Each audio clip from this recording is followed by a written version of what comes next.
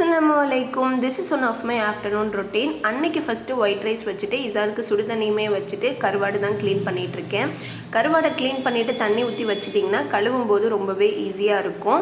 அன்னைக்கு மெனு வந்துட்டு கொள்ளு கடைஞ்சிட்டு கொள்ளு ரசம் பண்ணிக்கலாம் அப்படின்ட்டு தான். இசானுக்கும் இவங்களுக்கும் கோல்டு கொஞ்சம் அதிகமாக இருந்தனால கொள்ளை தண்ணி ஊற்றி வச்சுட்டு அது நல்லா கொதி வரும்போது மஞ்சள் தூள், சீரகம், வெள்ளைப்பூடு, சின்ன வெங்காயம் போட்டு மூடி வச்சுருங்க.